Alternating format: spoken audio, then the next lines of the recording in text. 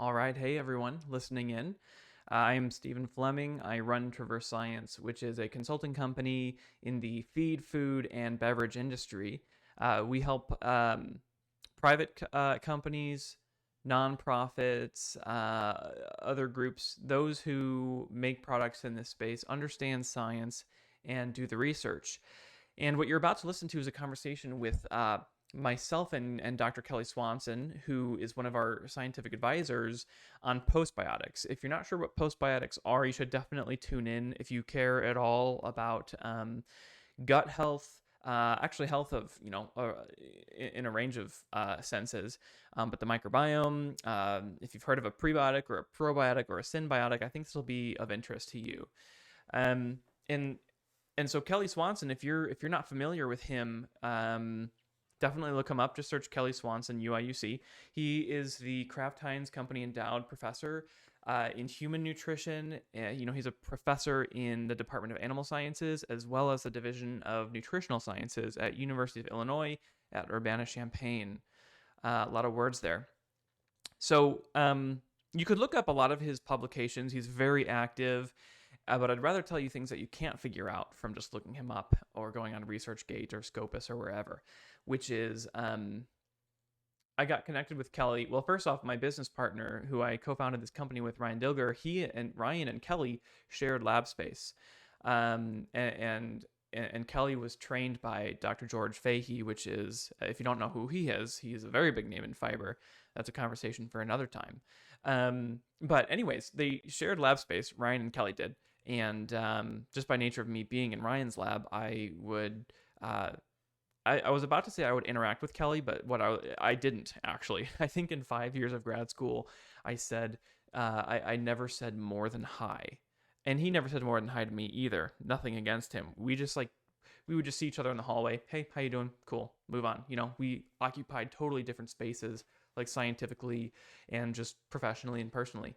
And so it's ironic now, or maybe not ironic, but to have him as one of our advisors and be able to have such a great conversation with him.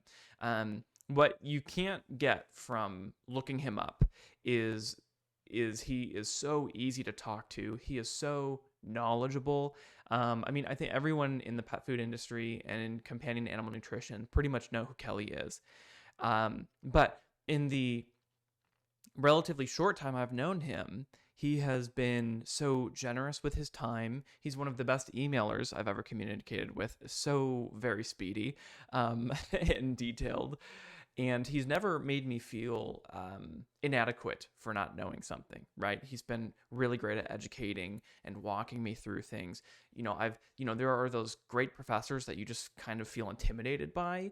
And not to say he isn't intimidating, but he's very welcoming and approachable. And those are things that I think you won't be, maybe you can get from this conversation we have, but those are things that you won't be able to get from looking him up. So anyways, I'm rambling on here. We talk about postbiotics, which is a relatively new term. These things have been sold for a while. And, in this conversation, disclaimer, this conversation is 3 hours long. So listen to it in chunks if you wish. We're going to introduce what postbiotics are. Why do we really need a new term for them? Or is that actually helpful? How to measure them? What are they? Why are they important in the pet food industry or really the broader industry? And then we kind of ramble and we talk about publishing and biomarkers, as well as statistics and planning projects, really a host of things. There's more details in the description of this episode. So I'm glad to have you here. I guess my marketing team would be upset if I didn't say smash that subscribe button and hit like for more content. Ugh, feels awful to say. Anyways, this is put together at no, there are no ads. This is totally free to you. This is just us putting out marketing content, wanting to educate others. So we hope you enjoy. And enjoy. Oh man, there's so many great things to talk about in that. I'm obsessed with the idea of what's normal. And what our sponsors refer to us to say is what's typical. Yeah. Don't use normal. That infers things are abnormal. And like one of the other consultants on our team, Kimberly Lackey, she went and sampled milk and fecal samples from infants and mothers all around the world to look at, what's a normal milk microbiome, normal milk oligosaccharides, and she's like, there isn't a normal one. I mean, people of equal health status all across the world, totally different microbiomes, different milk microbiomes, things like that. And in that study I alluded to on organ weights, we're going back 10 years in a specific model and looking at what is a normal body weight to have. What are normal organ weights? How do these things normally progress? And I feel like these things should be known, but they're not always, or they're known in really informal, difficult to put together ways, like referencing multiple narrative reviews. There isn't like one nice meta-analysis. And especially this past year with COVID and labs being shut down, I think our ability to generate a lot of data has never been greater. And I think we're starting to have this imbalance of a lot of PhDs. They don't always have labs to go into or like professorships to get, but I'm so interested in how this is going to play out. I envision a future where you probably have, relatively speaking, fewer labs generating data than you have people analyzing it. And so you can put your data in these more public repositories, have like 10 people analyze it however they want, and you kind of, it's like this meta-analysis almost, or a community meta-analysis. And I'm curious to see if that catches on. And you touched on like processed food, and there's nostalgia for like the paleo diet, right, is hilarious to me. We should eat like how we evolved. And I'm like, well, are you restricting yourself to only foods that existed in North America? You're probably not doing that. Yeah. Are you also going out to hunt it and grow it? I don't know if you're going through the same levels of like fasting, maybe starvation that those populations would go through. It's so funny to have this, I don't know if it's a double standard, but to say like, I don't know, with postbiotics and all the things, we want so much evidence, rightly so, to show that it confers a benefit, and we're so quick to be like, oh, this taxa wasn't in there, that's bad, bad. Yeah. We got to bring that up, like, oh, has this biomarker changed in the past 100 years? I'm like, sometimes it's hard to figure out what happened in an individual study where you have all the data, and how much do I put stock in this, like, I don't know, nostalgic historical view of these things changing. Yeah. At the same time, there's credence to it. Like, Ryan would tell me how purified amino acid, if you feed animals straight up amino acids, crystalline amino acids, they're not being fed protein, they're being fed amino acids. We don't have a protein requirement. Yeah. Well, you have grams per day, but not a specific type of protein, right? They don't grow as well as animals that are fed whole protein sources, which is weird.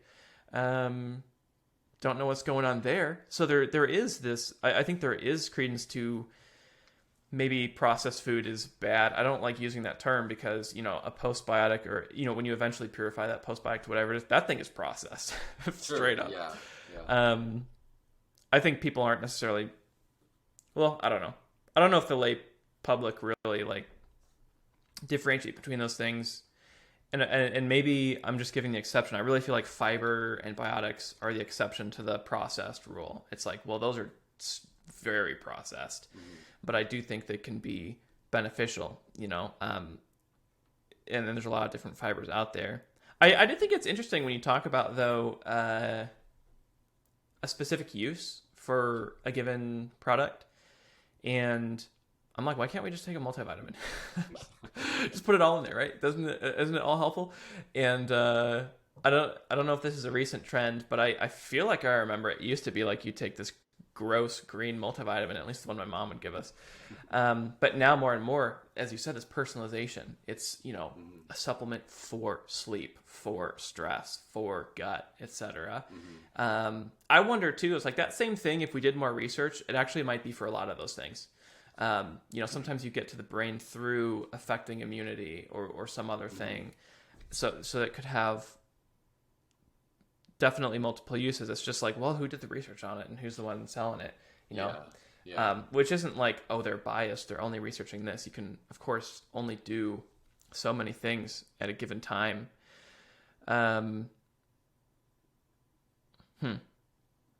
I think that is an important point, that oftentimes there's only so many outcomes you can measure, and so really you should only be kind of promoting or claiming what you measured, you know. So yeah, you're right. I think in some of those cases, it might have many mechanisms of action, but maybe you only measured kind of outcomes of a couple of those. So you know, from a at least in the publication and things, you should probably only talk about those. But I think that's where on some of these committees, when we do talk about the regulatory side and the use of it, not overselling the data and being specific to, you know, what host are you talking about, what outcomes are you measuring. And I know in some of most of those definition publications, I know in the Synbiotic, and I think the Postbiotic has as well, as examples of, you know, a Synbiotic or a Postbiotic. So it shows that the population, the target, you know, whether it's, you know, respiratory disease in infants, or is it in, you know, some kind of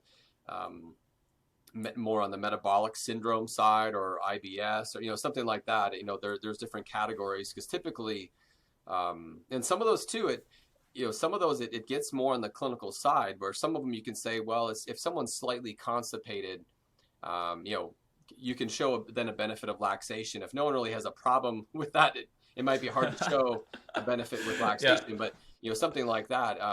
But sometimes, depending on some of the populations, but some of the best keys evidence has been some on the Synbiotic side is some of infant populations, and one was in India, like a huge study that showed, you know, benefits there and different illnesses. But in most of the studies, yeah, you're kind of focusing on a couple things, and so you can maybe demonstrate a benefit there, but it might have benefits, like you said, in other things. You just didn't measure it, so it's kind of unknown, I guess. But and in some cases too, maybe, you know, if you're a microbiologist and you know this bacteria and you know what it does, maybe you think, you know what, it's probably just going to have effect on the gut. So we're going to focus on the gut and leave it there. You know, it really, it's hard to know, but you know, in some of the gut brain axis, again, there's a lot of things there, but something, you know, going between the gut and the brain, there's a lot of things going on. But it is interesting that some of these bacteria are producing, you know, dopamine and GABA and things like that, where I still don't know, you know, how is that getting to the brain, or how is that signaling, you know, some of those pathways. That's not my area, but Yeah. it is interesting that, you know, usually where a metabolite or a substance is discovered, or you kind of, it gets associated with a certain function, I think. And that's even like taste receptors. Well, a lot of Yeah. those same taste receptors are in the gut. It's not in your tongue. So, you know, but it's a chemical receptor. And so they have many different functions that we don't maybe understand sometimes, that, and especially with this host microbe interaction, it's so complicated that, and, you know, we have the quote unquote good bacteria, and those that we usually don't want in you know, in a high abundance, and some that are clearly just pathogens we want to stay away from, but especially in the food source and in our food sources. But there's so many that I think on a good day they can be your friend, and on a bad day Yeah. they might turn and say, you know what, now the substrate you're giving me, I'm not very happy, and so you're going to Yeah. feel, you know, the result of it. So I think that a lot of that happens, where that's the problem with what's normal, you know, because Yeah. this bacteria might be there all the time, and it's just in a certain situation now it's teamed up with someone else that now they've taken over, or, you know, that's a lot of I think where the whole pre and probiotic area kind of started, where if you can keep all these good guys there, they can, if there's some bad guys there, they hold them down, whether it's through pH or bacteriocins or whatever mechanism it might be, that they can, you know, kind of keep everything stable, you know, during this rough time or whatever. But again, it's what's so interesting. We're learning all these molecular things now, and it's such a fine level of detail, I think. But like, these concepts aren't anything new, you know, fermented foods and probiotics. I mean, they might have been called something different, but they've been around for eons, you know, that it's but even some of the early, you know, people that realize, you know, fermented foods and just bacteria, I guess they were, you know, I guess a lot of them probably were in the form of a fermented food, but showing the health benefits, you know, 100 years ago or more, it's pretty impressive that they were looking at. You're kind of identifying that, and what do you eat, what don't you eat, I guess, um, and some of our, you know, as we've cooked our food and stuff as well. We're probably more sensitive to certain, water and food sources now than we were in the past, as a human species. But I guess I would prefer to live the way we are now versus a few hundred years ago. So Take the fluoride out. yeah. Give me the dirty water. Yeah, exactly. No conspiracies here.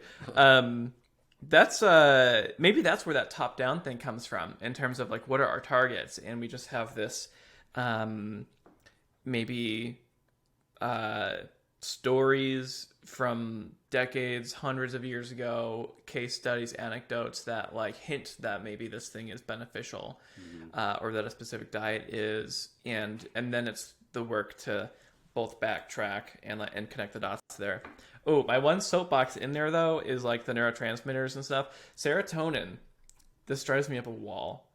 Does not cross the blood-brain barrier. So the amount of times I see papers that are like 95% is produced by enterochromatin cells and go in the blood, I'm like, well, the brain is its own thing. It's like it's locked off. The transporters don't transport serotonin in there, so it doesn't matter. Not that it doesn't matter, but the point though is like they are really indirect methods.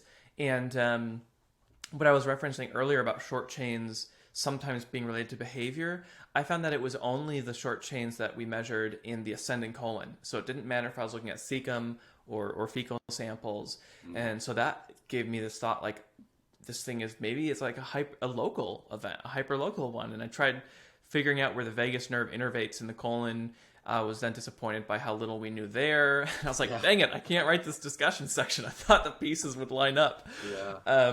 Which got me on this track of like, maybe these things might be, there are certainly some of these aspects that these things don't really get into circulation, or they don't act through that way, through like a humoral or hormonal route. It's through, a local act that's sensed through the vagus nerve or something like that. And as I was reading the ISAP paper on postbiotics, I have seen this phrase so many times, but I never looked it up. Quorum sensing. Yeah. So many times I'm like, what's quorum sensing? Sounds cool. And I looked it up, and I was like, it's, if I remember right, it's the concept that bacteria will their gene expression changes based on the population density, or maybe who's around them. And I was like, that's too much. That's another level of complexity I can't handle. Yeah. So like this, it, just like you said, like it could be good in one sense, and then, it totally changes when maybe a ton of bacteria like it increase in density, or pathogenic bacteria grow, or, when I eat too many Flamin' Hot Cheetos, and I go, that color's not right. It's too red. It's Flamin' Hot Cheetos. I'm okay. And so that's, I guess it does come back to that context a lot, which again is hard in that structure function thing, because context is healthy people, not people with problems. And there's so many examples of like that second hit hypothesis, where you have to have a weakened immune system or stress or something in order to reveal the protective effect of some component. And if what you have is protective, it's going to appear like it doesn't do anything if it's in an unchallenged state, which is really difficult, especially in human work. But you were mentioning earlier, like randomization in clinical trials. I didn't know it was called this, but I learned of minimization, which is what we've done, which is what I did all throughout grad school, where we would stratify by body weight, right, in our animals, and make sure that they're of equal body weight. And you can do that by sex, by litter, as you've mentioned. Maybe at baseline you take a sample of a fecal sample and then minimize so that you have equal bifidobacteria on each side. I feel like that is such a powerful way to go about it. And a lot of times we view these things as annoyances or covariates that we have to control for, which is true. We helped a group with a study on weight loss, and it had more women than men, which is not unusual. But they did randomization, but people drop out, whatever. Ultimately, it was unbalanced at the end, and it was like, okay, you have to include this because women and men just have different weights. But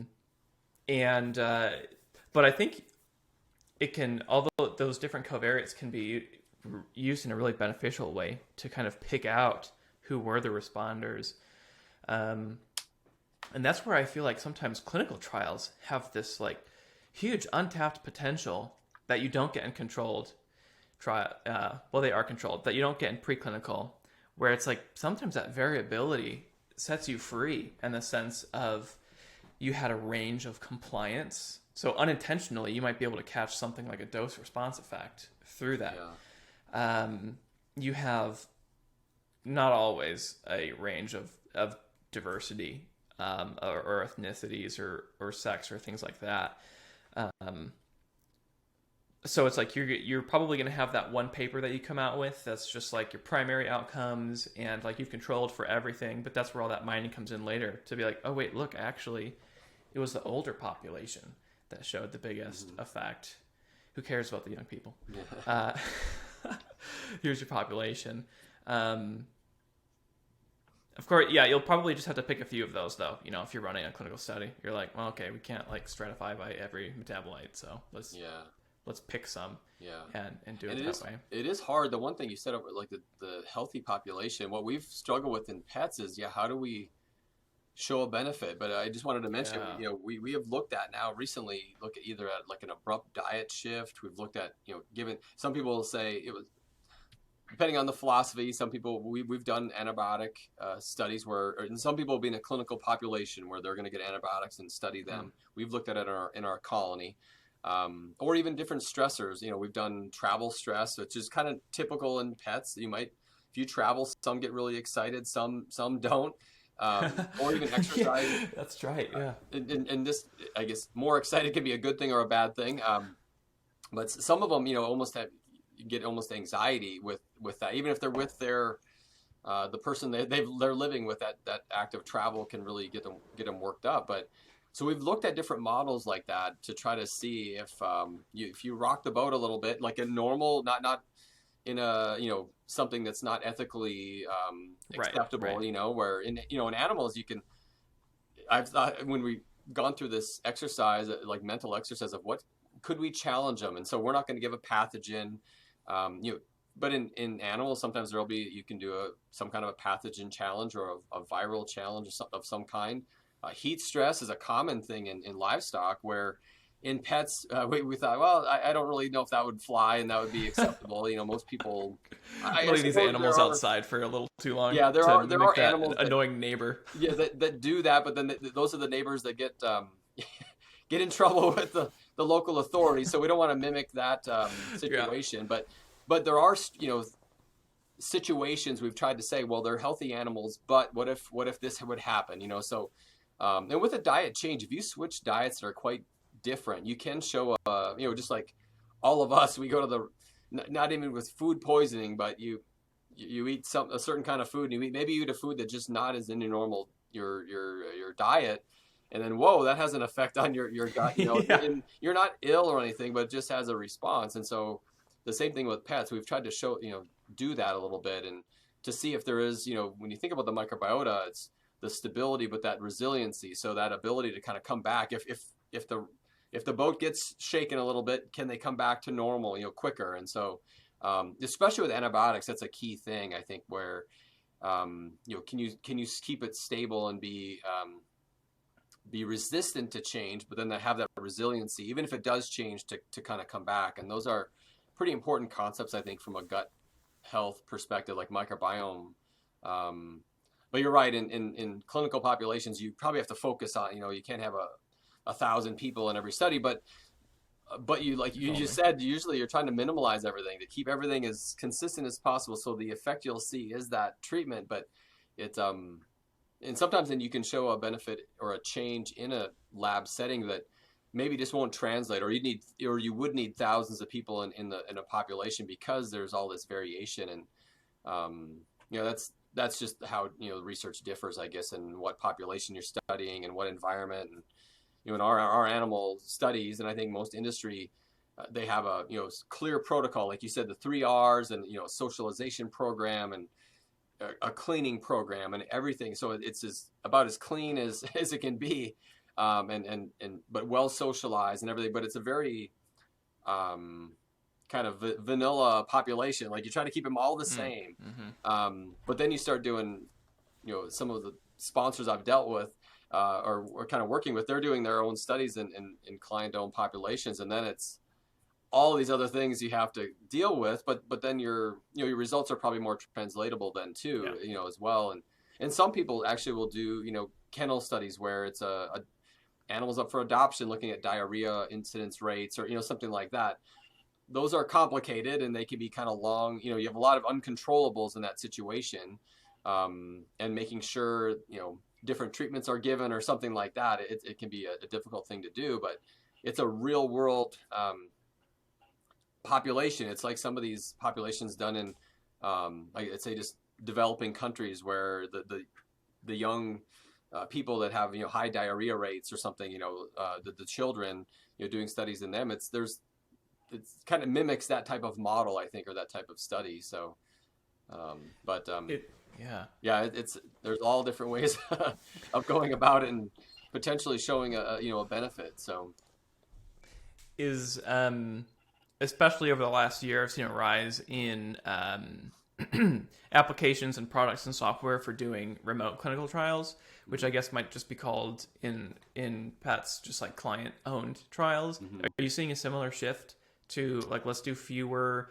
like central locations or labs and do have the same concept remote? We'll send products, we'll gather feedback. It'll be a lot of self-report. I guess there's I think a lot more surveys. Number one, I've seen a lot. I've been reviewing.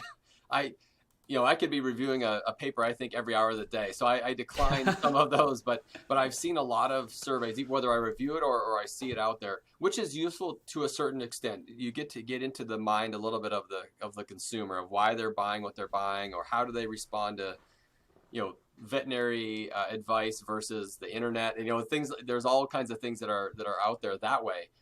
But I think what your point, kind of moving from like your standard traditional lab to maybe client owned or through clinics, I think it actually started probably 15 to 20 years ago, with more from an animal welfare perspective, I think, and kind of the pullback of some companies, and some of the companies acquiring other companies have kind of taken in. So we have some really, really large companies now that there's not as much competition. So there's less research in general because they're not competing with each other, some of these Oh, that's companies funny. anymore. That's But interesting. still, some of that was kind of internalization of kind of an animal welfare or animal rights people being targeted. Years in the past, there was more invasive research being done. And so, but a lot of the therapeutic diets were developed using some of that, where you had a biopsy or you had some of that work, and where now it's more, I don't know of anyone that would ever cause a disease. They're not inducing anything negative, or not even a disease, but a negative reaction usually of anything. But they're using clinical populations that come in the clinic, and that's how they're really conducting their research there. But more so, even in the healthy animals, there are people that are looking, and I think from a clinical perspective that was being done before, but now even over-the-counter foods and just testing out different diet formats, or it could be supplements. We've done some joint health studies here through our vet clinic, and so we were the kind of the main researchers, but we collaborated with our rehabilitation center at the vet clinic to look at. And it was really a supplement that they were to give. And so they had activity monitors. They'd have to come in for blood sampling, over a couple of times. And so we've done studies like that as well. They're a lot more stressful in some ways because there's a lot more uncontrolled things Really going on. unplanned. And with the activity monitors, we had to make sure they had their modem in their house is working properly. So the data was being Oh man. uploaded. It was automatic as long as everything was working right. And we could see the data, with those monitors, we could see the data on our side. We never had to meet the people, once it was on the pet. But, and I think there are more wearables and things. That's one thing too. I think there are, whether it's activity, whether, it's heart rate, temperature, the wearable area, and that we're going to go down a road that we have to talk about some other time probably, but that area is allowing people to obtain more data on these studies, I think, where it is more, pets at home.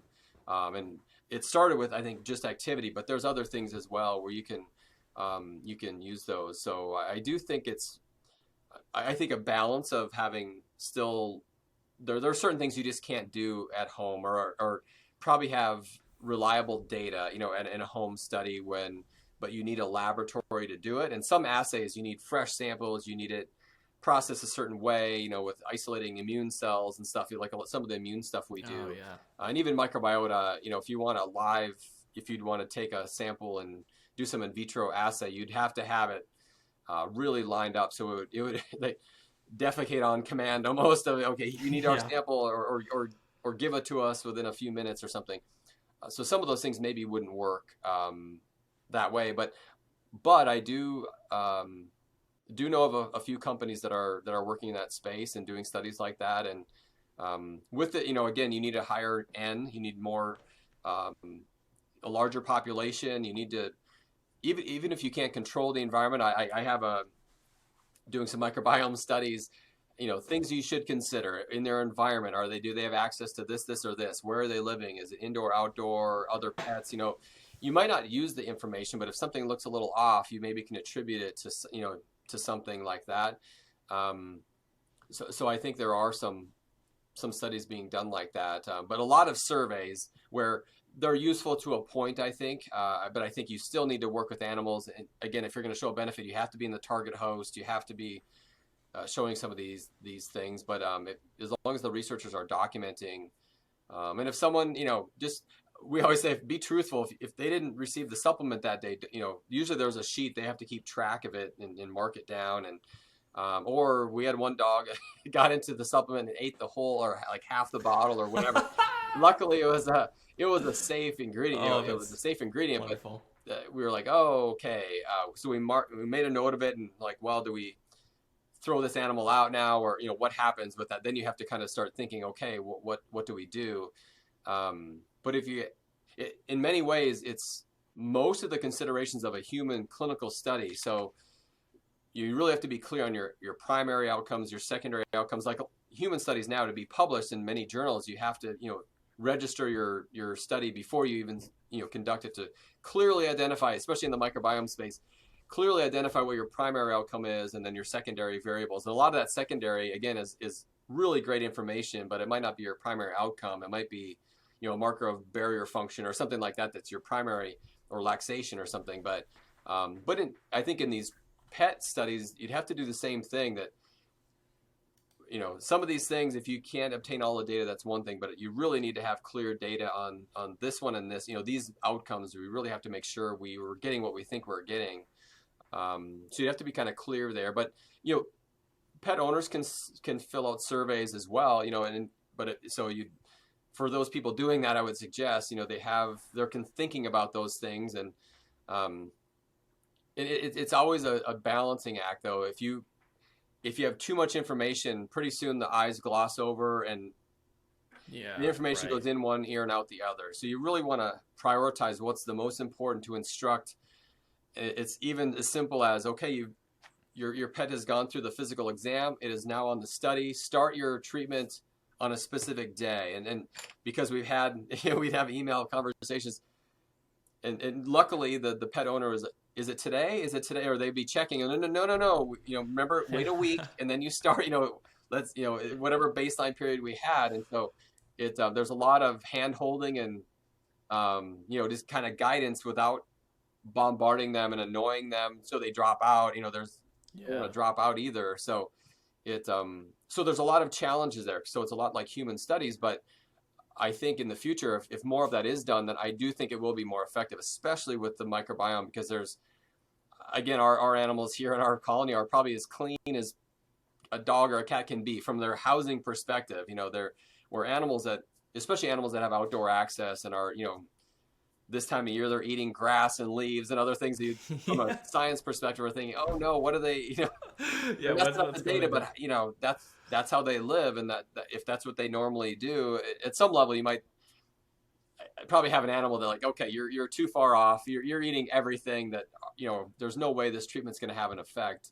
You'd have to, consider that. But I think that's the real world. And but the real world differs, if it's an urban dog that is in a condo 95% of the time, that's different than a farm dog, or something like that. So, but that kind of speaks to your target host. Maybe that, if the farm dog is getting into things that it's having diarrhea every other day because it doesn't know when to stop, maybe that's your target then. So but there could be things in a more an urban setting where you could say, well, maybe there should be things that they should be exposed to things. So here's where this postbiotic might be a benefit, to them more than some other animal, So I think you can look at it different ways. But you'd have to think about that. And that's where I've kind of collaborated with a few groups too, even other academic groups, on doing a home study and thinking about, all the considerations there to, what should you consider and what should you do. There's not one way to do it. It's just if you can collect as much data as possible without compromising things, with and having high dropout rates or something like that. So, but the good thing nowadays too, like you said, the pandemics kind of force us into, there's a lot more things you can do. And I know there were surveys online before, but people have been pretty creative, and you can incorporate that into your projects where you don't have to fill out 10 pages. You can go out, here's our survey, click, fill in your data, and then submit, and you're done, instead of, writing it down. And you can have it on a tablet, or, so you can probably bring it wherever you want to. So there's a lot of opportunities there too, I think, that when you're testing things like that. I think that too is where that uncontrolled environment will allow you to pick out those responders for different things. That dog who unintentionally ate half the bag. Excuse me, unintentional safety study, case study, N of 1. Yeah. No adverse effects observed. Or those who, for whatever reason, are getting diarrhea or exposed to external pathogens. Maybe that's where that's the benefit of some of it, and where some of those challenges can come. Mm-hmm. Of course, you're probably not going to have so many instances of those that you'd be able to really strongly say this is what happened. Maybe those are kind of those nuisance protocol deviations or exceptions or something like that. I'm curious too, because there's, on both the human and pet side, there's companies developing, just like 23andMe and Ancestry.com, they can submit their fecal samples, and the type of people who are doing those, they already buy into that these things are valuable to know. They probably already buy into consuming prebiotics, probiotics, whatever, any of these things. I feel like those companies that sell those services are just going to be sitting on this treasure trove of data, which part of me is like dies, because I'm like, they're only going to like release little blips of that. Most of that is going to be behind closed doors, which is a little sad, but at the same time, that's a really cool opportunity, because it's definitely a biased population. It's only the ones who volunteer to do it, mm-hmm. which I guess would also be true of clinical studies too. But it's a certain type of consumer that would get those things, but they might be doing that really routinely, and so you're going to have this longitudinal component to it. They're all going to have their own apps where they track everything. I wonder, I haven't, I guess, read too much up on this, but 23andMe and Ancestry.com have been doing that. Things like MyFitnessPal have been collecting nutritional information from people for a long time. Where does that data go? How is it used? Can it be used academically? With preserving as much intellectual property as can be preserved, I suppose. But I think that'll be, and those are service providers. Those are not, the ingredient suppliers or CPGs doing that, which is like, that's an interesting shift. These service providers are going to start having a lot of power and a lot of really unique value to provide to the industry. Of course, they'll probably just get bought by a CPG later. Yeah. When they get to a certain point. Yeah, no, that's a great point, because I was just going to say, Mars Pet Care owns owns Banfield, so a lot of the vet clinics, and so they've had some of that clinical data for. Again, there's potential issues with the quality of the data. You'd have to assume, okay, all the clinics and the veterinarians are doing the same thing, but there's some of that, but it certainly applies to the microbiome. But And it actually applies to e-commerce, as you know, especially with COVID, but even before then, without saying any names, there are providers that are pretty dominant in providing pet food that you order it today and it's there tomorrow or the next day. That's insane. That I've had conversation with some of those people, and they have data now too that if they're selling all of these, they have an advantage over some of the big pet food companies because they know their sales numbers that they of certain areas that, you know, this target area, you know, whether it's joint or skin or whatever, you know, whether it's patterns over the course of the year, or, you know, they can mine their own data to make decisions there too. So it's pretty interesting. But you're right on the microbiome area. The data itself, like you said, in the genetics, if companies are accumulating this, in the end, that could be like its own asset, like a huge asset there of what they have, that data compository. And for a while, I'm sure you're just accumulating it. So you can't really show any differences because there's so much variation. But over time, and especially if you could collect from the same animals over time as well, you could get some longitudinal data potentially. But even if you don't, just seeing these differences, if you can collect other data. So whenever I talk to people, I'm like, if there's any other things like their living environment, any other physiological data at all, if you can just mark that down and tie it to the microbiome, it might not make any sense now, but 5 years, 10 years from now, you might be able to do that. So yeah, I think, again, it's the payoff's not now. For a lot of times it's accumulating the data.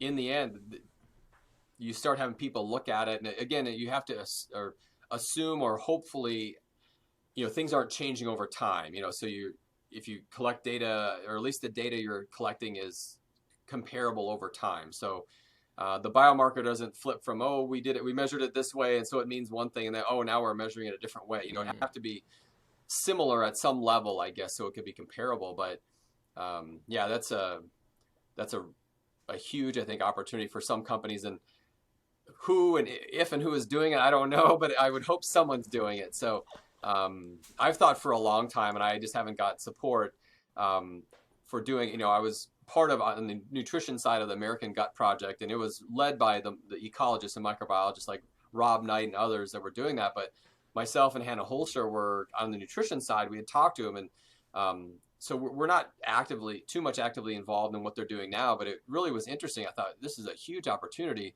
And in the first paper that came out, it was like 11,000 people, and mainly in the US, but you know, that was a much different population than the initial Human Microbiome Project. It was a very clean, you know, basically highly educated. I think a lot of them were graduate students from different universities that were providing samples. Well, now you have 11,000 people, and I know the number just continues to grow. I thought, let's do the same thing on dog and cat. So I'm still think that would be, you know, if you had a few thousand dogs and you knew what they were eating, a few details of where they're living and stuff, I still think that would be a huge, huge opportunity to, and again, the problem is if you're a pet food company or ingredient supplier, like, well, what does that do for me? Probably it doesn't maybe do anything for them. That's the problem, but it would set a strong foundation, I think, of, you know, for the research community, I think would say, well, here's all the variation that exists. Yes. Okay. Yeah. And so we talk about what's normal. Well, I'm not sure we know what normal is, and I don't think we do yet, especially in pets, but even in people geographically and stuff. I can't really say too much about it, but I'm on a committee, a thesis committee, and the manuscript's almost being ready to be submitted. But it's a population of dogs that were in our colony, but also comparing dogs in a few different regions and around the world, I'll say, and some were in kennels, some were basically street dogs. Not surprisingly, the microbiomes look very, very different. And so I think more of that work needs to be done, because I think it's just to see what's out there. And then I still think it has a huge, if you know what's out there, then it still would be an advantage, I think, to the companies in that space. I just I haven't been able to sell that one, so we'll see if whatever happens. But I think it would be really useful, just from a generation kind of characterization, description of what's out there. I think it'd be really interesting. But I'm in 1,000%. Someday. I mean, like you, I'm trying to figure out a way to wordsmith that too, to like sell it to companies, because a lot of them will ask us to do these big lit reviews for them. and they want to know like what's the totality of evidence on blah blah blah. Can we get a claim on this? And it's like, you're not the only person wanting to do this. There's a ton of people. They're like, well, we don't want to work with the others. We're not trying to improve the category of food. We just want like our thing, Yeah. It's just like, whatever. Yeah. Why do you have to be so competitive? And like, I know Ryan is trying to do this with like feed components. And I know companies like Evonik have that huge, what do they call it? The AminoDat, this huge old book on like feed components. And we're going to try and do this with our database on normal weights.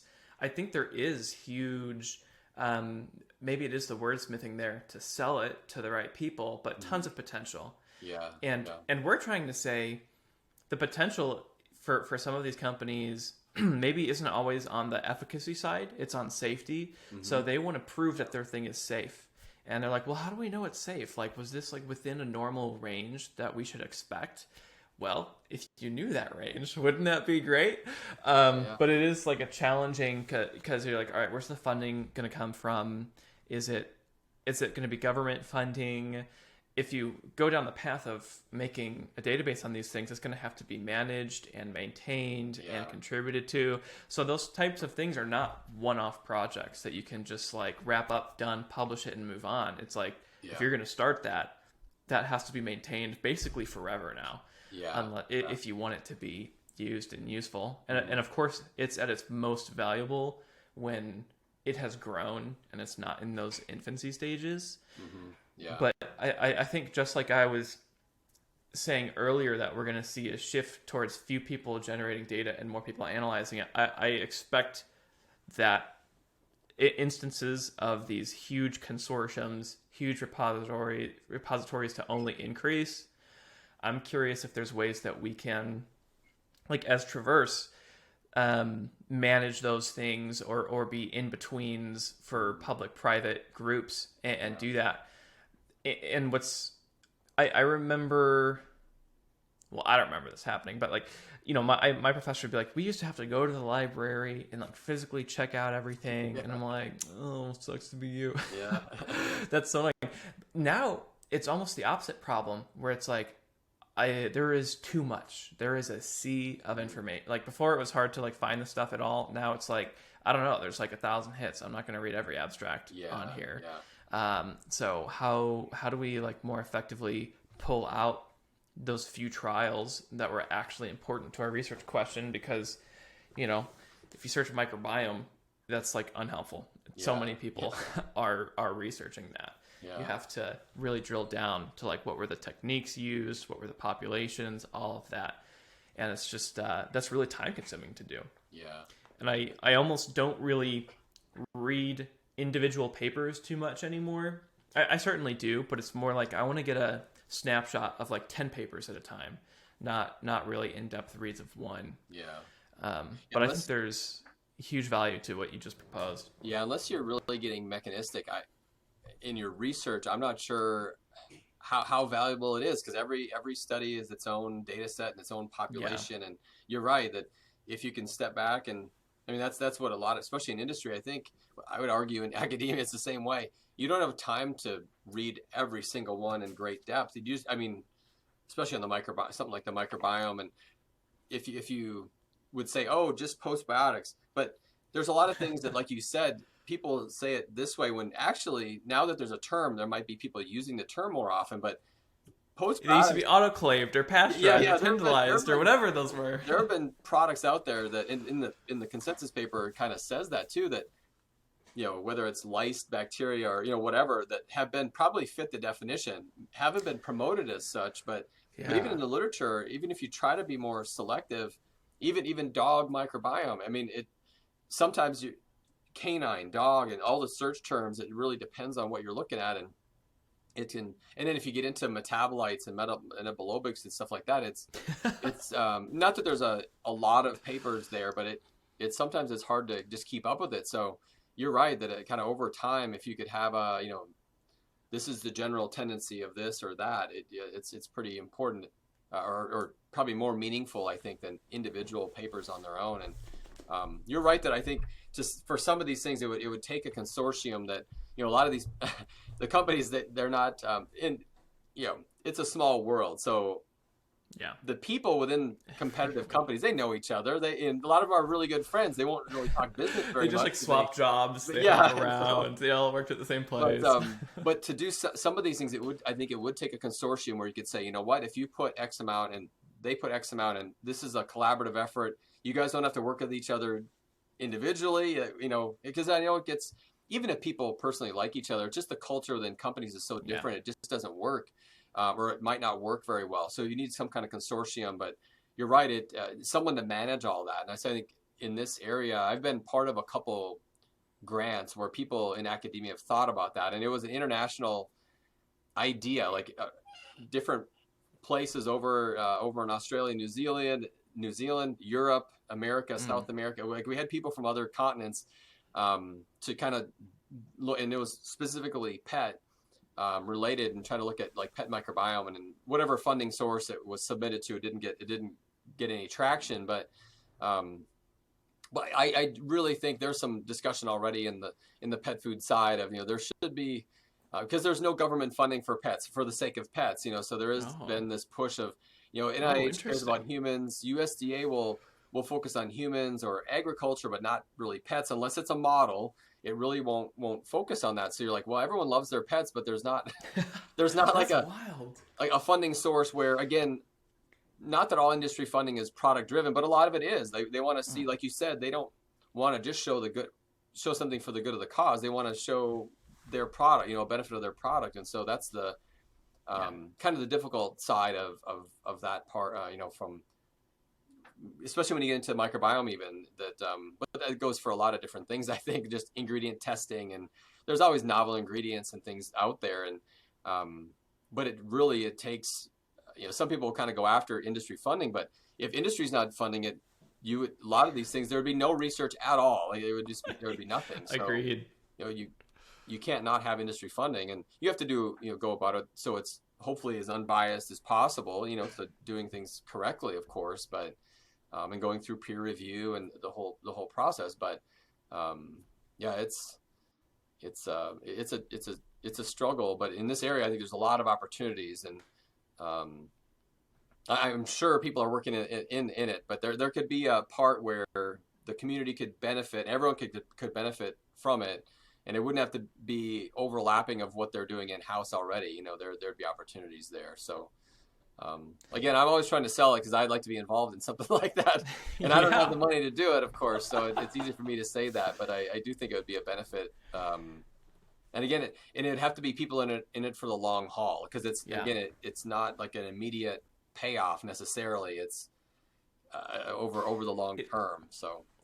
I think it's the type of thing that needs a lot of people contributing smaller amounts of money, because no one's going to, I think very few people will want to take the brunt of that on. And even if they are great and their mission and values align, whether they're industry or academia, you're just going to feel bad when you're paying for most of it and tons of people are getting equal value out of it. That's just a normal way to feel. You don't want to be the workhorse and everyone else is benefit. You kind of want to be like the second, third, fourth adopters of it, not the first person. You're like, thanks for doing that. Let me take that data. Yeah, that's going to be really useful for me to make a better product than you.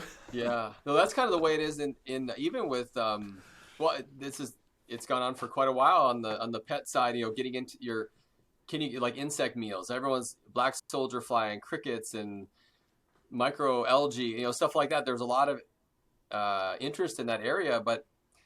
And a lot of secrets around how you're producing the black soldier fly. I know we're getting away from postbiotics. No, there are, but the topic is a secretive area.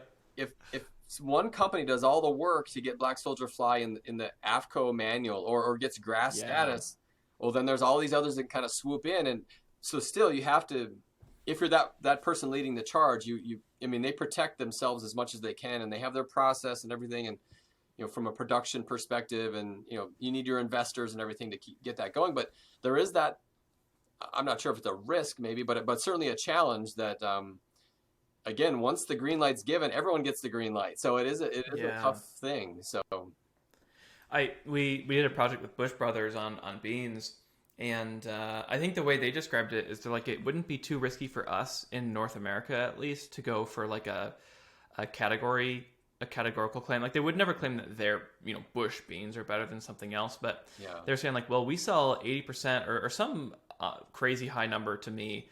They had some really high market share of it, so they're like, well, it would a rising tide lifts all boats, all of that. Like for us, it would be fine. We already sell most of it. This would Yeah. just help us along too.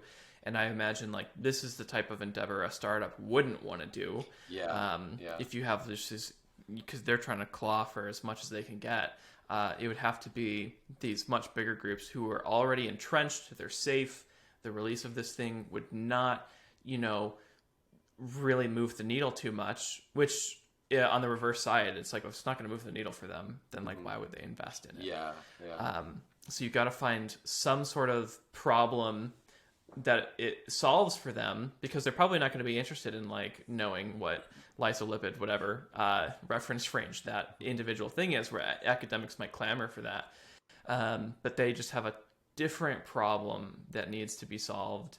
And if you can figure out the right way to do that, because I would like this type of thing to be completely open science. People can contribute to it. They could pull from it. I don't know what happens with industry data that needs to be anonymized. I struggle with how does this get done in both a way that is sustainable, in the sense that like it does bring in money for the academics or the industry groups doing it. Because if it doesn't do that, it will just eventually die. Exactly. Yeah. Versus having it totally be true and open. Maybe something like this could catch on in a nonprofit-esque way with donations, but that makes me nervous. Yeah. Yeah. No, that's where some of there is a fiber on the human side. The ILSI fiber database. Yeah. The fiber database. We just need like 30,000 of those types of things. Yeah. On every topic. Yeah, exactly. So that's an example of what was done. But yeah, you're right. You still need someone. You still need money over time to update it or keep it active. So So, I mean, maybe this is where like ISAP, because that was ILSI, which is a nonprofit, right, or whatever it's called now. Yeah, they've changed their name now. Or AI. There's an A, there's an I, an F, and an N, and an S. But I don't know the order of all of them. So maybe these trade organizations or nonprofit consortium type things, maybe that's a good spot for them to be in. But yeah, I've brought projects up like that to clients of our own, because I'm like, what you're trying to do is you're just trying to like replicate the ILSI fiber database. Yeah. But we like to keep it internal for a little while. Yeah. And I'm like, all right, this won't see the light of day. Like, yeah. We'll do it and it's fun, but yeah. Well, then in some companies I think they do invest in that. And then it takes a lot more money versus a little bit of money and a lot of people, I guess. But then it's the trade-offs, I guess. Then they have everything themselves and keep it. From a pure science perspective, I wish more of that would be shared, at some point, but they can, if they're investing in it, that's their money. And, that's, and that happened early on I remember in genome sequencing and stuff too. There were, you had, especially even on the human and livestock animal side, there were people that you had the government with their NIH with all their sequencing plans. And then you had companies that were doing that too, and they were selling genome sequence data basically, or access to their data set. And that's still kind of going on with the microbes too, with a key part of it is annotating the data. So, and if you have your own sequencing strategy and some really interesting strains, your database could be pretty novel. So there's still some of that out there too that is an interesting thing that we even have considered. Okay, which database do we annotate to? And we've kind of modified that over years. Some aren't updated very often, and some are very, of course, human centric, where you get better hits if you do a different database and stuff. But there are some proprietary databases too, and you can, for a fee for service, they'll go all the way. They'll do all the wet lab work for you, and they'll do the bioinformatics and whether it's just taxa or genes and specific gene category, like functional categories, they'll dig into it, for you if you're not set up to do that. So, but yeah, even that database, I'm not sure. Maybe I'm saying, I just thought about maybe there's something like that in dog and cat. I just don't know about it. And people have already done stuff like this, that They're just like, don't tell Kelly. yeah, We yeah, made it don't tell already. me about it. That, their database is different than Green Genes or the Sylvia or, whatever database people are using, that Oh, yeah. they have their own, that could be a valuable asset to them because they've been sampling, and but that's where I think that would be very effective if you had I think there is still a website, the Canine Genome Project. There was in the Feline Genome Project, all the genome projects, 20 years ago, they have a web page where you can go get all the information and why it was funded and stuff like that. I think, the Human Microbiome Project, of course, it was all on humans and it was, that set the foundation, but there easily could be something like that. And it wouldn't take now. It's not billions of dollars. It might take, depending on what you want to do, there's going to be some zeros there, but it could be, I think, again, a very valuable initiative but it would have to be something that would be not just a one-off. It would have to be something supported to support now this database, that was, that's there. But I think it'd be a huge asset to the industry, to the just academics and veterinarians too, in the pet world, really. So it would apply to all kinds of things, I think. So, but I think it will eventually happen. I don't know what pressures will come about. There's definitely we're part of the Sustaining Partners program with American Society for Nutrition, which the Sustaining Partners program is all about. It is all industry funded members. And, I think for good reasons, there is a lot of distrust of industry research. But as you've said, no one cares about these ingredients except the people making them or the foods. There is no government funded research. If they don't do their research, no one does, and we don't know anything. That said, you do want to be aware of biases. And just like in the call and the postbiotic paper, to be open about what is your species and strain and composition of it, I think openness and transparency will eventually set some of these companies free, in the sense that if they can have their research side by side along with academic research and others, it's all mixed in, where everything came from, you'll be able to much more easily pick out okay, this data set is wonky, something's going on here, this is weird. And I really don't think, I might just be unaware of it. I don't think data is falsified often or at all. Let me not say at all, but any product I've been on, it hasn't been about the data has been falsified and that's why it might be biased coming from an industry group. It's more their interpretation of it. Maybe it was designed in some way. I've published these papers, but we did we looked at HMO, human milk oligosaccharide combinations, and the doses and the form were totally confounded, which was just the most annoying thing ever.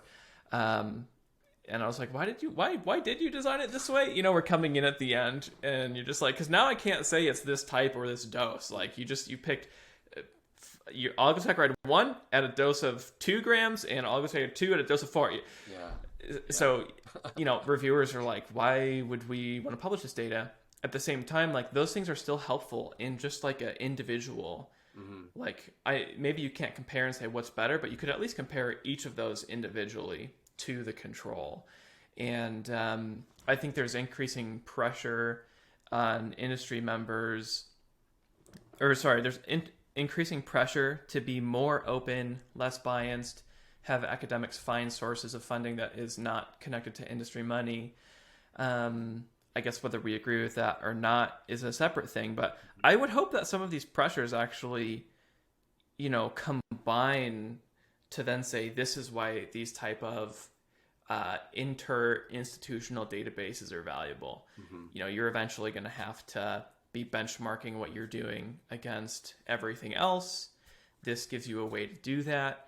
And then it's all open and in the air. Yeah, that's I think still, even if all of that data was out there, you'd still have the haves and the have-nots, or those that know what to do with the data and those that don't know what to do with the data. True, very true. So I think, I understand keeping it in-house, but if and especially when it gets to the microbiome, there's only a handful of companies that really probably, if all of it was public, would be able to data mine it effectively, I think, into a product to get an advantage.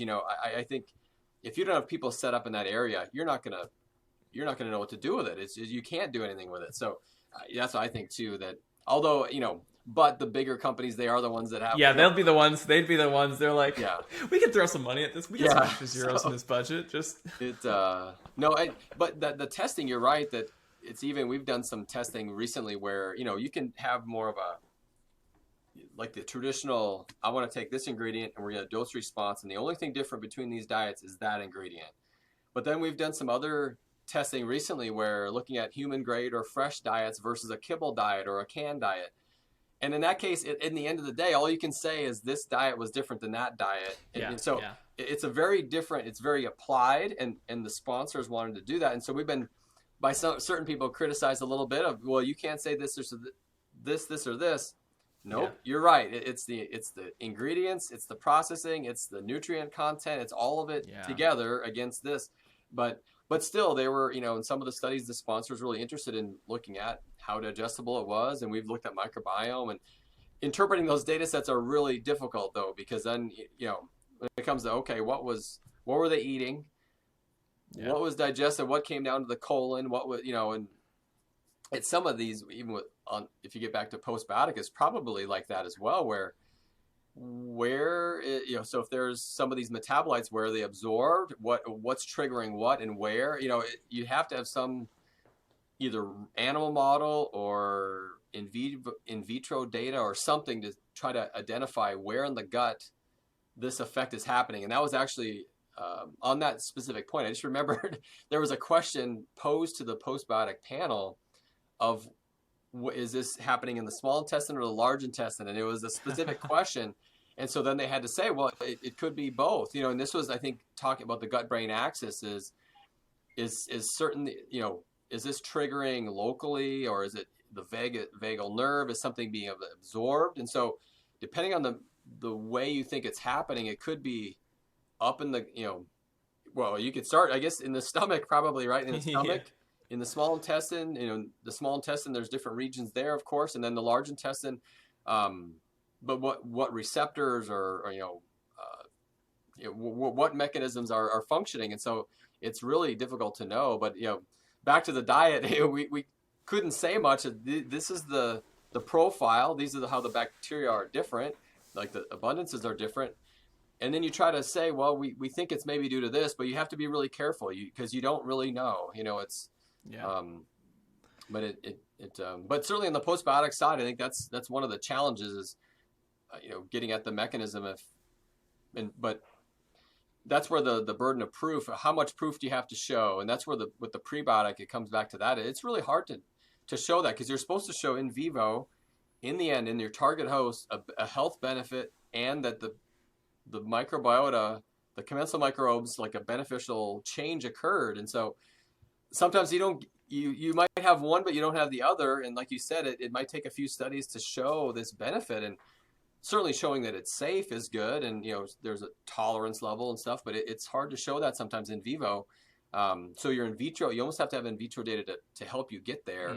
But then to show that is tricky, especially if you're relying on fecal samples, that if you can be slightly less invasive or something. And I know there's people have talked about smart pills for a long time of, sampling as they go through the gut or something, but I still haven't seen anything that's what I would like in a smart pill, that you can collect the sample, have it stable, and have it collected where you want it to be collected. If it's in the ileum or, the proximal colon or something. And I still hope the technology is getting, being developed there. And I think that would be, if we can get there too, that would be another device I think that could be used. And we're getting there, I think, as a community. There are people with similar devices, and we've used one in dogs actually that looked at different, I think it measures temperature, pressure, and pH. So you could kind of tell when it moved around, but it was pretty big, and it didn't really flow. I don't think it flowed with the digestive very well. So you could,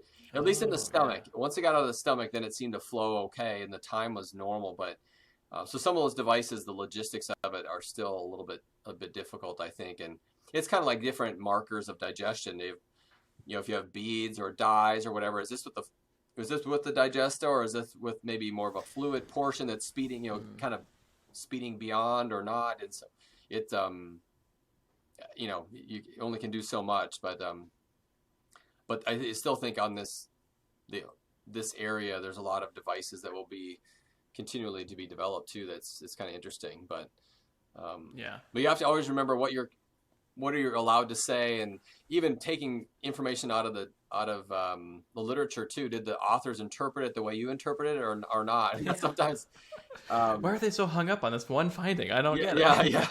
And usually there's a reason for it, but everyone, and sometimes it's not a bias. Sometimes it might be a bias. Sometimes it's just they're trained as this, so that's where their knowledge base is, and so it's good to read that in the discussion of, do they interpret it right? And when you have maybe journal clubs or something with the grad students, sometimes we'll think about that, and don't just take it at face value all the time. That it just agree with them. You might want to challenge it, and then sometimes that's where a big change in philosophy kind of happens, where I'm not sure that, this is the central dogma that we thought it's this, but it might not, and it might, usually it's not completely opposite, but it might be a variation of that, now that we have more information. And I think there has to be some rethinking sometimes on what we think is true. So this is what makes nutrition really interesting and frustrating, is that I don't think controls really exist the way they do in other areas. With any sort of biotic, I would take that back. You can totally have controls easily. Mm-hmm. The group that did or didn't get it, but when I got a fellowship from the Egg Nutrition Center to do research on eggs, which I never published because a freezer broke, which then freed me. It was like this moment of terror and ultimate liberation. I was like, oh, I don't have to do any of that work. Okay, whew, the samples are all gone. /terror that, like, how much time did I just put into that? Oh my God, it's gone. Yeah. But I was so confused and frustrated. So I was trying to look at maternal egg intake, and I was feeding them to sows because I was trying to add choline to it. But I was frustrated because I learned that the soybean meal that the sows were already eating was really high in choline. Like, higher than egg is, actually. And I was like, shoot, our controls are already having more than they would get, actually. So I replaced the soybean meal with egg, and I went, oh crap, now it has less choline. But not only that, when you're looking at these ingredients, they've got other stuff along with them and the bioactives. So I was like, it ended up being like, you can only be isonitrogenous, caloric, energetic. There's only so many ways you can do that. Mm-hmm. And sometimes, it all has to add up to 100% at the end of the day. Was your effect because you lowered fat and increased protein? Like, those things happen simultaneously. Yeah. So what's the narrative? Is the narrative less fat, or is the narrative more protein? And that was what was getting frustrating to formulate that. We eventually went with a soybean protein isolate that didn't have the meal component that had less choline in it. Which, again, now you're just like, well, you've just changed the protein composition. Yeah. It is isonitrogenous, but you have different amino acids. The proteins those amino acids came from are different. And so it's like, I don't know. I can't really say anything anymore. Yeah. It's the diet. The diet was different. Yeah. And that's where, we talked earlier about processed food and whole foods. And from a scientific reductionist perspective, processed food is great in the sense that, like, it's really purified. You can isolate components. Doing research on whole foods is really difficult because if you run a clinical trial and you're trying to increase the intake of some whole food, something else has got to change or go away. Yeah. And we've looked at that where, all right, well, how did their dietary patterns change? I know people don't like food frequency questionnaires. I don't think they're total lies. They can still get you some broad patterns. And it was like, okay, well, the one group ate more of the product, but then they came down or they changed in these other ways that, you can't control for that. So it was like, I don't know. There isn't such thing as a control. Yeah, and pet food, it's in human food, but in pet food too, and just feeds in general, there's a lot of oligosaccharides that are kind of hidden because if you're not measuring for them specifically, they're soluble. And so it's hard to measure in the lab, but they're definitely going to have an effect in vivo. And so if you have too much of it, then you definitely see the result. But But we've recently had that with, I mean, with some of the soluble fibers are kind of in that same category, but even resistant starch, where you know what your starch source is, but unless you're measuring gelatinization, of the starch, you'll have differences in resistant starch. So potato starch is very different in like cooking procedures versus grains, and grains will differ as well, but potato is very different.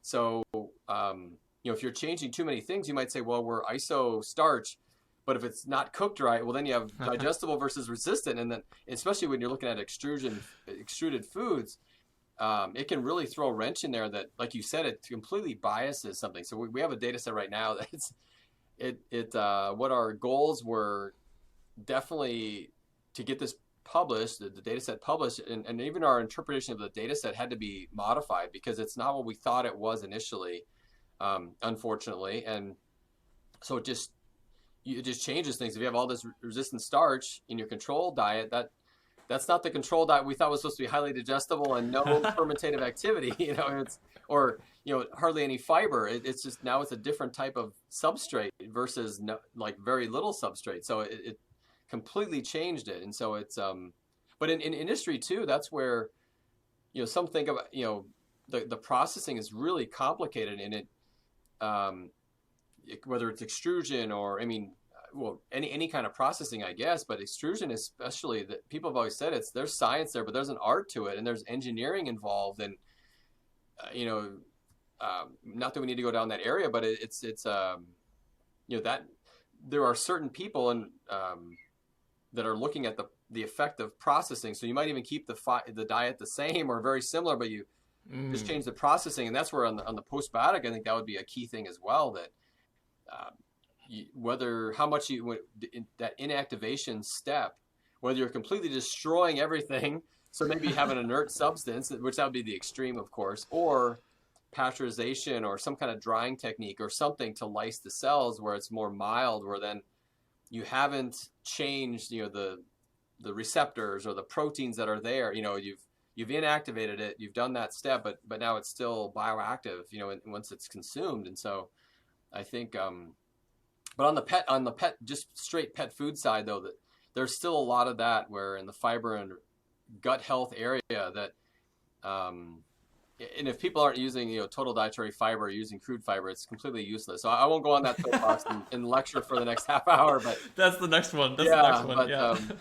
But the good thing is total dietary fiber is coming to the pet food area, but it's going to be a few years before it's finally approved and then it actually reaches, diets, and actually the regulations kick in, but there's going to be a new pet food label. Actually, it's going to be more similar to a nutrition facts label on the human label. Okay, so that's a topic for another discussion as well. But there'll be confusion initially. I'm positive of that, but I think in the end it'll be better for the consumer. It'll be better for veterinarians, especially on the fiber side. It'll be much more accurate than. Currently, it's just, crude fiber might be fine for some livestock feeds, but it's still so inaccurate. It's really bad. So, but I can ramble on about that some other time. We will. Yeah, I'd love to hear that one. I went and bought some pet food recently, and I'm like, this is so different from a human label. All these crude words and things like that. Yeah. So. Hey, well. This is great. We went like 50 minutes over our, I was like, we won't take the whole 2 hours. Yeah. No, pleasantly wrong on that. I thought I would have this like nice little bow to wrap up on this conversation, but I don't. It's been great. This has been great to chat, and we've talked about so many things. So thanks for coming on and doing this. I know you said you hadn't really done like podcast episodes before, so hey, I'm only like 2 or 3 ahead of you. Yeah. So just like the blind leading the blind here. Yeah. Well, that's okay. No, I think this is such a rich topic. I think you could go on for hours and hours because there's so many aspects of it, and it actually, I think it does speak to a lot of the same discussions on these consensus panels of all the potential aspects that you have to consider actually when you're not only defining it, but then how do you apply it, and how do people use the term, and stuff like that. And just, I think it really, the consensus panel statements. They don't carry any regulatory weight at all, but it's really there as a Right. guide. And so the regulators are going to have to get involved. The industry, though, again, if they can use at least the same technology, then we're communicating using the same terms. And I think that's where hopefully, things like this will help share that. And you can certainly, all of the consensus statements are all published in the Nature reviews, gastroenterology, hepatology. They're all there. They're all open access, so everyone can read them. But you can't just read them in 10 minutes either. If you really want, it's a serious read. And so hopefully, They are, things yeah. like this where we're discussing it, and other webinars and stuff will be helpful to explain what they are, what they aren't, to go forward. But I'd be happy to come back on sometime and talk about other, the dietary fiber topic is a hot topic. Let's do it. In the Let's do pet it. side, it would certainly be there, but there's other topics too, whether it's human or pet nutrition. Just to let me know if there's another time we can do this. 100% will do. Yeah. Yeah, that postbiotic paper took me like 2 to 3 hours to read. I was like, this will be quick. It's like, I'm like, it's not too in-depth science. Oh my gosh, this is. Yeah. I yeah, I think the last thing too, you're right, it isn't regulatory guidance. These are opinions from this consensus, but I get tired of debating definitions, so I'm like, cool, I'm in. I will just use yours.